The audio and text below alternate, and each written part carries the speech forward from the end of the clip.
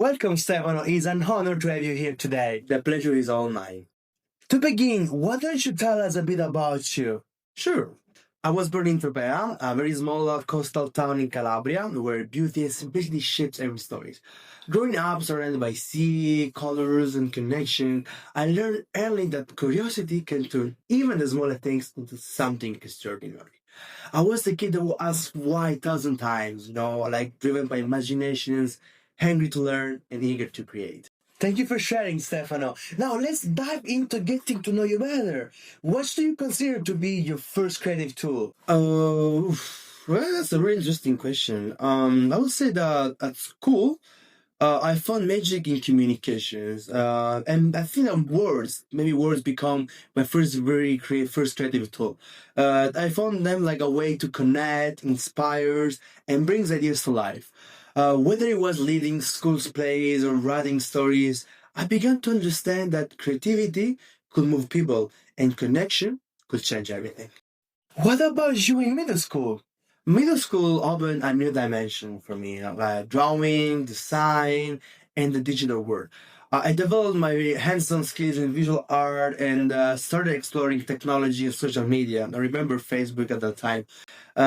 Even as a teenager, I loved crafting stories, learning from older mentors, and expressing myself always in new ways. I see, that's very cool. I remember that before we were talking and you mentioned that you used to be a gamer, right? I did. Like through gaming and role plays mostly, I discovered something unexpected. That competition wasn't about winning, but it was about strategy, leadership, and collaboration. Those lessons built the foundation of the way I approach projects and people today. Wow. Talk to us about your period in high school. When I entered high school, I chose a technical path in design and geometry.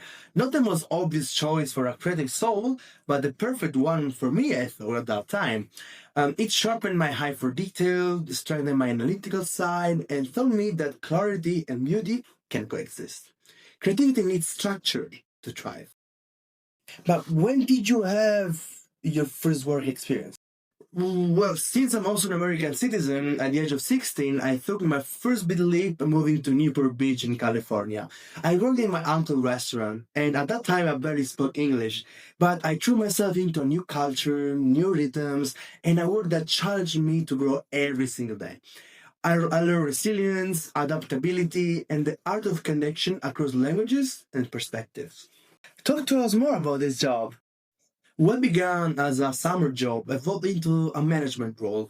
At just the age of 18, I was handling customers, finances, and operation. And more importantly, I was learning to live with empathy and structure, and mostly with confidence. That experience showed me that great service goes beyond efficiency. It's about understanding people, creating emotion, and delivering the right experience at the right time.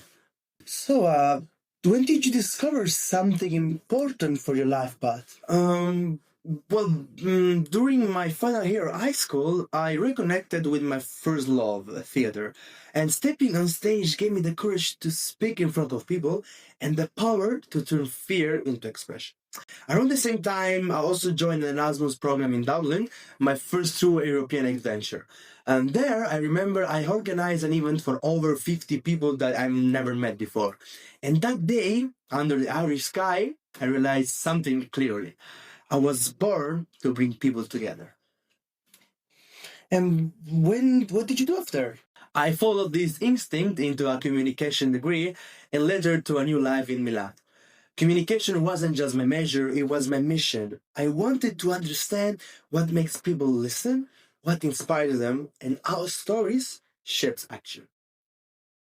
But what experience during your degree had the biggest impact on you? He has to be my Erasmus in Murcia in Spain. I dove deeper into marketing, public relations, and intercultural communications. And I also discovered a passion that will redefine my brand right now, that's cooking. It became my new creative outlet, a bridge between cultures, emotions, and storytelling. Like every recipe, every dish was a new way to connect with people. Since you did most of the studies under the pandemic, what experience from that period stayed with you? I remember during my summer break before moving to Spain, I tested the waters of digital creation on Twitch. In just 3 months, I built a small but loyal community that gathered every night to talk, laugh, and share life. That short but intense experience taught me one of my most valuable lessons, that authenticity attracts always. That's very interesting. But what did you do after your bachelor's degree? I returned to the US, but this time not as a simple employee. I became the marketing director at the same restaurant where once I was cleaning table. I built its digital presence from the ground up. I implemented analytics, redesigned systems, and created a loyalty program that increased customer retention. That's when I realized that marketing isn't just selling, but it's storytelling with a purpose. What would you consider a major turning point in your career, and what factors made that experience transformative? I would say when I moved to Barcelona. There I blended my analytics and artistry. I worked as a data analyst at Transperfect while promoting events for casualists, merging strategy with social connections. Later, I joined a business school where I started mastering my marketing leadership and where I built a real marketing campaign for an AI startups. It was the perfect fusion of everything I am: logical, creative, and deeply human.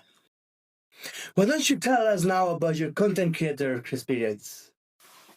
As a content creator across TikTok, Instagram, and YouTube, I bring everything I've learned to life as directing, filming, editing, and producing content that celebrates food, cultures, and authentic moments.